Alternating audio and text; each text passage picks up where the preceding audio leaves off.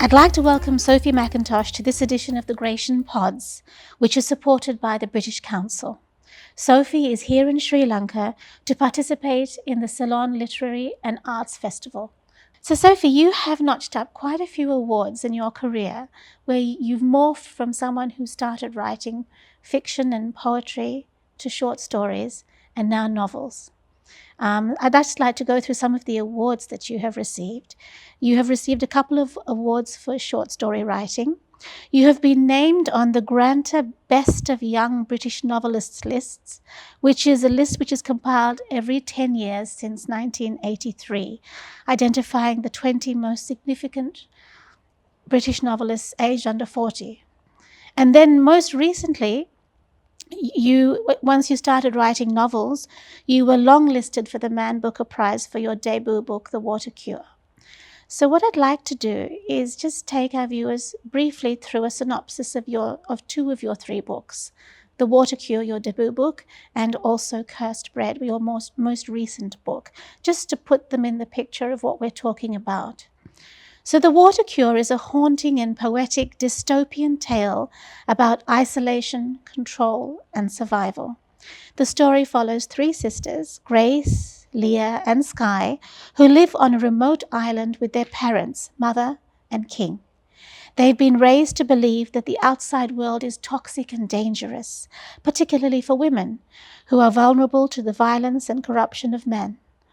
To protect themselves, the family performs rituals and purifications, collectively known as the water cure, to cleanse and fortify themselves. So that was your first book. Your most recent book is Cursed Bread, another dark, atmospheric novel inspired by the real-life events of the 1951 mass poisoning in the French town of Pont-Saint-Esprit, where an entire French village suffered a mass poisoning from poisoned bread. People in the village experienced wild hallucinations, and some of them even died. And the story is told through the eyes of Elodie, the lonely and dissatisfied wife of a baker whose life changes when a glamorous couple arrive in town. So that would give us an idea of what the two books are about generally. What I'd like to start off asking you is, how did your personal experiences influence your writing? The novels are both intimate and very unsettling. And were there any specific moments in your life or your creative process that shaped the tone of these books? With both the books, I think they feel personal, but not necessarily directly personal. Like I'm always drawing on things I've experienced or, things I've felt, but at the same time, taking it through a fictional lens. And with Cursed Bread, it being a historical event as well. I wasn't there in the town itself, but I can understand how it feels to to want something or to feel connected to someone or to experience a kind of toxic relationship. So in those ways, it's really interesting as a kind of fictional exercise to think about how my experiences and how our experiences and feelings shape these fictional kind of worlds. With The Water Cure as well, it being my first novel, I feel like I put so much of myself into it, as people tend to do with first novels, and that was a very personal one for me too. It's all about kind of the bonds of family and sisterhood, and that was something I was thinking a lot about at the time. I was writing it in 2016, so it felt like the world was really changing quite rapidly and in a direction that I didn't fully feel prepared for, with the Brexit vote and Donald Trump's first rise to power. So that kind of social and political and cultural atmosphere was definitely something that really impacted upon me while writing the novel, thinking about, I guess, a world where in The Water Cure, the idea was toxic masculinity is literally toxic. So it's kind of like an illness, and I don't think I could have written it without the rise of those kinds of atmospheres around me, for example. So yeah, while things are kind of not directly taken from my own experience, there's often flavors of them or seeds or elements that have been turned into fiction, and I find that something just very exciting about fiction generally.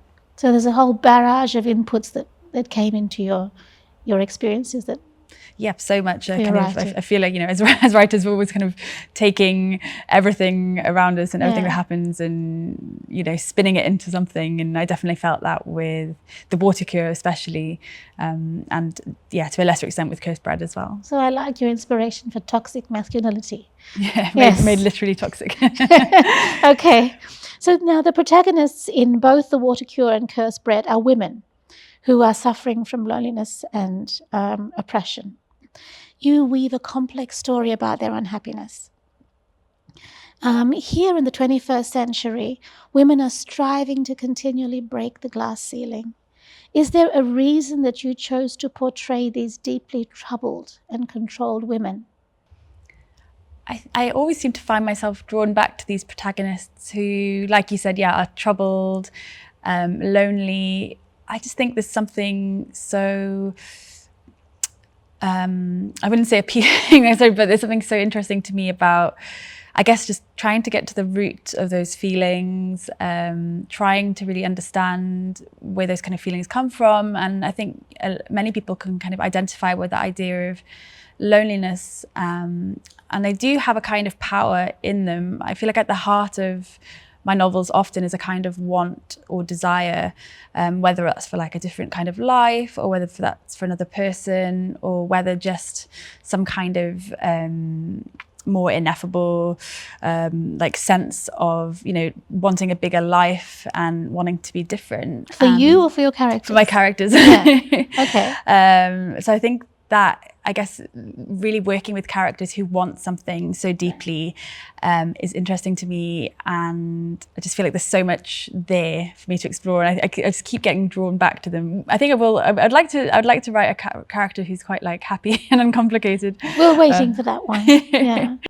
Okay. The other thing that you feature strongly is rituals. It's a common theme for either preserving the status quo or, once again, like you talked about, keeping control. Now, this is something which is very pervasive in South Asian societies. What is it that you wish to inspire in your readers through these themes, and what do you hope they would take away from that, this whole concept of rituals and sticking to it? I think with rituals, I keep being drawn back to them because of that sense of kind of quantifying what can't be quantified, especially in a kind of dystopian or more speculative way. I guess like being able to kind of make something unseen seen, or provide the world with some kind of like framework or rules. So I find a strange comfort in the rituals of the books. They kind of give me a framework for my characters, and I think, they kind of create situations for the characters where they can rebel against them, or the rituals can kind of keep them safe. There's something about kind of, I guess, that framework which I keep coming back to in fiction. In terms of what I hope readers would kind of take away, I hope, sometimes I wish for more ritual, in my life. I wish for more kind of structure, or to understand the world a bit better through some kind of rule. But in your opinion, do you think rituals serve the people who impose them, or the people who follow them? I mean, they're serving the people. I guess it depends whether it's a ritual that you have made for yourself to kind of keep yourself safe, or like in The Water Cure, for example, when the rituals are imposed upon them, clearly, and for the sisters, then the rituals are not working for them, or maybe they kind of feel that they are, and they're not necessarily. I get it. So your debut book, The Water Cure, was nominated for the Man Booker Prize in 2018. Now, this must have been incredibly encouraging and simultaneously overwhelming. Yeah. So how did that impact your following work? I mean, you followed in the same genre. How did being longlisted for the Man Booker Prize affect your subsequent work? It was such an amazing boost. I mean, it was one of those things where I hadn't even really considered it. And when my editor rang me and she told me, I kind of thought she was playing a joke, to be honest. I just really hadn't even entered my mind. So it was absolutely incredible. And I think it gave me a huge confidence boost, because I'd been writing for a few years at that point, and I'd written a book before The Water Cure, which had not been published. I'd experienced quite a lot of rejection that kind of had defined my sort of most of my 20s while I was writing my first book before The Water Cure. And so to kind of have this validation was really amazing, and it definitely kind of spurred me on, I think, to write the next book and to really put everything into it. I was already writing my second book, Blue Ticket, but I really, I had a sort of a fire lit under me, and I just felt really excited about the opportunity and about kind of where it would take me. And it was a little overwhelming, but I think that kind of sense of overwhelm was, it's such a great price to pay for the amazing opportunity. Yeah. I feel like my career kind of wouldn't really be where it is without that kind of early boost, which I'm incredibly grateful. I can imagine. Did that prompt you to think about going back to your first book and tweaking it, or you just put that to bed? I've put it to bed. I occasionally I have a look at it, and I can kind of see why it wasn't successful, why I kind of didn't sell to a publisher. Now I have more understanding, I guess, of my voice and my style, and of publishing more generally. I can see the problems with it more editorially than before, but I still feel very fond of it. I think it's still a good book. It was good enough to get me an agent. It's not. I've kind of moved on, I think, as a writer, but yeah, it was definitely tempting. Okay, all right. Well, then the first two published books were purely fiction, but Cursed Bread was your first foray into historical fiction. How did this experience differ from your previous works, actually having something real to start with? The surprising thing is it didn't really differ that much in the end. I kind of think of Cursed Bread as a work of historical speculation as opposed to kind of more straight up speculative fiction like my first two. By taking like a true event and putting my own spin on it, essentially, and turning it into something that's not a retelling of the event, but is very much a fictional spinning off of the event. Because I have no idea if there was a couple who came to the village. I'm working off various conspiracy theories and historical records about what actually happened in the town. But because they are kind of theories and some are quite outlandish, I was able to go in that kind of direction. So the ambassador, there was a theory that the poisoning was part of a CIA experiment. And so I kind of went with that, with the character of the ambassador, and used that as a possibility. That he was a victim anyway? No, but he was the one who kind of poisoned the bread. Yeah. But he was doing it as part of like a larger kind of plot. Okay. And then Elodie, the baker's wife, is completely fabricated. I'm sure he was married, but yeah. Elodie. I mean, I don't know whether to feel sorry for her or to admire her, because she's stuck in a very difficult place, Elodie. Yeah, she very much is. I have a fondness for her, but yeah. So there was that sense of, I'm not doing a retelling. I knew pretty early on it wasn't going to be a retelling, and I was going to interpret it in my own way. And that gave me a sort of freedom. I did research, obviously, the event and the town itself. And I wanted to kind of, like give gravity to the event and kind of do things accurately and make sure that like the details of the time were accurate. Things like the lavoir, which is where people would wash their clothes. Like, yes. That was one of my favorite things I kind of discovered during my research. And a ritual, yeah. Yes. The novel, Cursed Bread, it blurs the lines between reality and perception. How did you navigate this interplay while writing, and to bring that kind of sense of authenticity to what kind of research did you need to do? So yeah, that kind of blurring between like reality. I just always love having a dreamlike effect in my novels. I love that sense of a disorientation, not really knowing where you are, not necessarily knowing what sort of time period you're in. Even with Cursed Bread, it's set in 1951, but I wanted it to feel like it sort of could plausibly be any time. I was reading a lot of accounts of the poisoning itself. I went into some really interesting sort of wormholes about the role of bread in French society historically. This was kind of taking place just after the Second World War. So there would have been as well a kind of post-war like rationing, or the rationing would have ended, but the way that the bakeries operated, like the flour was like provided by the state to sort of make sure the bread was all like standardized across France. So like kind of details like that, and thinking about bread culturally in France is like a really key part of the meal, as something which is like a symbol of national pride as well.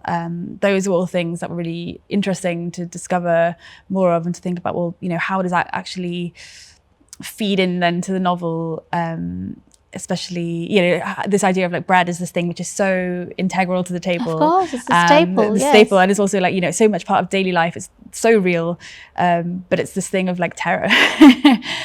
So those kind of details were really fun to play with. And that quest for the best bread. Yeah. That was a huge element of the book. The baker and his wife are all about trying to get the best bread. Well, that is probably how the actual event, well, that's probably how the true cause of the poisoning, that it wasn't a CIA mind control experiment, but it was probably the baker was adding additives to the flour to try and make a better loaf than the neighbour. And again, that was something really interesting to bring in. I think that's, you know, that's something which I love so much about fiction, that you do have that freedom often to blur the lines between reality and dream and fact. And in Cursed Bread, I think as well, because it's so much about memory and how we remember, and, you know, do we ever really accurately remember, that it becomes a story again within the narrative too, if that makes sense. I understand. You used letters as a device for telling the story. Can you tell me a little bit more about your use of letters in this style of narrative device? Yeah, with the letters from Violet to Elodie, I wanted to see the story from a different angle, because she tells the story to Violet in a completely different way to how she would tell it to us. She will give Violet more information maybe, or be more truthful. I wanted to see, I guess, explore how a story could be seen from two different angles, and also how her kind of obsession with Violet then reveals itself in this honesty, in this telling of the real story, because she has nothing to lose with Violet anymore. With us, the readers, she's still kind of, I guess, spin a certain narrative, but with Violet, she can be a lot more honest. And she has as well, because it's like she's narrating it from later on in her life, in like a time after the tragedy, when she's had time to process it, to absorb it, and to come to terms with it. I think, you know, it's really kind of changed her perception of it too. So to get these kind of dual threads, to see her telling us the story, but then to see her telling Violet the story, and how maybe there's a kind of different element to that. That was something I really love, stories where you do see the same story through different angles and get a new perspective on it. You did that in The Water Cure as well, with the different narrators. Yeah. And I think as a reader, you develop a fondness for certain narrators, and you get frustrated with other narrators. And so I think I also had that experience with Cursed Bread. I was getting frustrated with the letters because they were just so personal, and showing so much about Elodie's own feelings. But like you say, that was your intention. It's funny because some people sort of have a bit of a love-hate. Well, maybe I've definitely seen people talking about the book and be like, they don't like the letters because it kind of takes them out of the action, and they're like, it's quite repetitive, and she keeps going on and on, go back to the action. And I'm like, well, it's kind of like, that was kind of partly my point. You know, she's sort of stuck in her past, she's ruminating, she's going over and over, and she can't let go of Violet. She keeps addressing Violet, and so it's sort of meant to be a little bit frustrating in a way. Yeah, but it's a very clever way of bringing in a different narrative into the story, and I like the way you did that. Thank you. If you could have readers take away one emotion or idea after reading Cursed Bread, what would that be, apart from losing sleep? I think I would like it to, maybe this sounds strange, but a kind of hope, or maybe satisfaction, because I do think the book ends with, you know, Elodie kind of achieving the agency that she's wanted to achieve her whole life. And there's something to me that feels satisfying and fitting in that. She is, you know, she's kind of making a life for herself. She's moving on from the tragedy. She's, I guess, yeah, like kind of taking a next step into a world where maybe she is on her own terms, and she's not operating as the baker's wife. She's not operating as daughter trying to escape. She's operating as a woman in the world who's independent and has been through some stuff, but is now, I guess, on her own, but it doesn't feel lonely necessarily. It feels like she sort of has the rest of her life ahead of her. So I when I ended the book, I had this feeling of like expectation and hope for Elodie with this new agency, I suppose. Okay, I understand. Both these two novels, The Water Cure and Cursed Bread, they're intimate and they're unsettling. Is this a particular theme that you like to write about, and do you see yourself continuing in this theme in the future? Are there any other particular future projects that you're excited to explore? Yeah, I think my books will always be a bit unsettling and intimate. I think there's something about just the writing of getting right up into someone's head when I'm writing, and I suppose going to these dark places in their mind and exploring these like twisty questions of, like desire and obsession. It just always really appeals to me. I think it's a way to discover so much about a character. I'm working on my fourth novel at the moment, which is coming out in 2026. Okay. And that is a story of two people in a secret relationship. So again, it's quite intimate. It's also kind of set in a world which is sort of like a parallel universe. I would say it's kind of a physical space, but it's not a real space. And that's been, again, really fun to play with, thinking about a world that's slips between the real and slips between the imaginary, the dreamlike. So I'm definitely returning to some themes. Returning to that. Okay. But it feels more. Why not? It works. Why not? For you. It works for you. Yeah. Maybe feeling more situated in a kind of more recognizable world and more recognizable dynamics. And it's fun to write a love story, one that's not like necessarily all kind of pain and doom and gloom as well. And will that be another book where we don't know the time and place? And yeah, it's fairly ambiguous, I think, but I'm still kind of working on it, so we'll see. But I think that ambiguity is something I just really pulled to, the sense of creating a story which could kind of be anywhere. It makes it just feel more timeless. It makes it feel, to me, almost a little fable-like.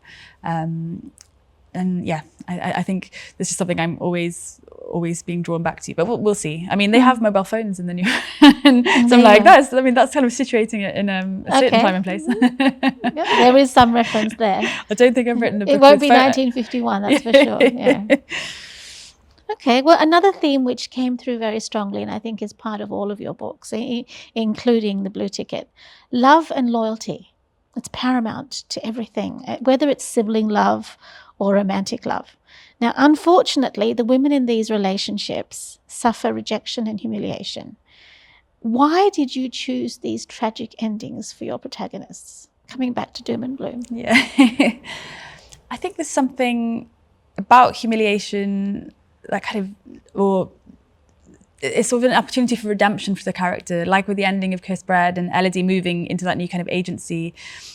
It's such a visceral emotion, I think, and something so difficult for a character to put through. And as a writer, it feels actually quite difficult to put the character through the ringer in that way. But I think through those experiences, because they are so powerful and changing, as a writer, it's really interesting to write about kind of the journey, I guess, beyond that and what that could lead to, and think of it as part of a larger, I guess, transformation for the character.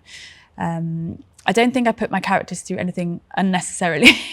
I always think it's in service of something, some kind of self-knowledge for them, or a part of their kind of journey that they're going through. Developing the characters. Yeah. Okay. Well, as a reader, I see elements of Margaret Atwood's Handmaid's Tale meets William Golding's Lord of the Flies meets George Orwell's 1984, particularly towards that violent ending. Did any of these books give you inspiration, and how? I love The Handmaid's Tale. It's a book I read growing up. I remember reading it. I think I was a teenager, and I just, I was actually we were staying with some of my parents' friends, and I found the book on the shelf and kind of picked it up, and was ending up sneaking away the whole weekend to sort of read it because I was so gripped. And Lord of the Flies as well, I think, was one that was for sure an influence. Again, something I read when I was growing up, and that sense of, what happens when a community of people is just like in Lord of the Flies case, children, and in the Water Cure as well, they're young women, teenagers. What happens in that sense when all the rules of society are kind of stripped away and they have to form new rules? That always really stuck with me. And they almost turn savage towards the end, like in Lord of the Flies. Yeah. It becomes very violent, and it's like, oh my God, what's happening here? Yeah. I always think, in an isolated setting, which is, not a normal part of the world, like part of like life, like washed up on the island in Lord of the Flies, or raised in this, very isolated community by a family trying to cut them off from the rest of the world. I always think, how close are the structures that hold them from, falling down entirely, and what's kind of going to happen under the surface, or what is happening under the surface that is going to be revealed. Okay. One sort of other question that I have for you is, how long did it take you to write Cursed Bread? And how did you find the inspiration? I know it was the real event of 1951, the mass food poisoning, but what was your process and in your style of writing for Cursed Bread? Cursed Bread was an interesting one because I started it in January 2020. So we were just about to, I had no idea that the pandemic was about to happen. Yes. So I actually wrote Cursed Bread. I from first word to finishing it was almost exactly a year, which is very fast for me. I normally take the book I'm working on now has been probably about 3.5 years in the process now, and Water Cure and Blue Ticket, for example, were both probably about 2 years. I think obviously the fact that I couldn't go anywhere sort of compressed the timeline a bit for Cursed Bread. I was able to dedicate a lot of time to it, and I didn't have that much other work on either. And I think as well that kind of contributed to the sort of feverish element of it, and it was a book that was kind of written in a big sort of fever dream almost state over a few months. And because I couldn't go to France, I had a research trip planned and a residency in Paris. So I was really excited to, visit the town itself and learn more about the event kind of firsthand. But I wasn't able to do that. And I think that was as well what kind of contributed to me thinking, okay, well, I'm going to actually write the story not of the town, but a story of a town that has gone mad, that has suffered hallucinations. And rather than, write it as a retelling, write it as this kind of love triangle almost, and think about, I guess, the poisoning in a more expansive way. I discovered the story, I think it was just kind of online. I was just reading an online article, maybe even like a list that was, you'll never believe this true event happened in a French town. and I was, gripped immediately. And I'd always remembered that event. I just thought, how fascinating that a whole town could just go mad, essentially. The world is flipped over. Everyone's hallucinating. The line between reality and like what isn't real is completely broken. And how would that manifest? How would the people of the town feel about that? How would the relationships be affected? What was the lead up like? So that was kind of my thought process, but it was quite a long gestation for the book, I think. I was thinking about it for a couple of years before writing, so that probably also helped the writing of it so quickly. And it's no coincidence that it was a time when everybody was baking bread. Yeah. I actually didn't have a functioning oven at the time, so everyone was baking bread and I was not baking bread. But as well, I think reading it back, and I think there's so much about touch and not being able to touch. Elodie is actually very rarely touched in the novel. No, of course, it was a time we couldn't really touch people. I feel like there was a lot of longing happening. All those things kind of, in retrospect, I can sort of see the impact, I suppose, of that time on the novel. Well, thank you so much, Sophie, for taking the time out to come in and speak with me today. And I'd like to thank the British Council for supporting this podcast, and the John Keells Foundation, who are partners to the Gratiaen Trust. Thank you so much, Sophie. Thank you so much. Thanks.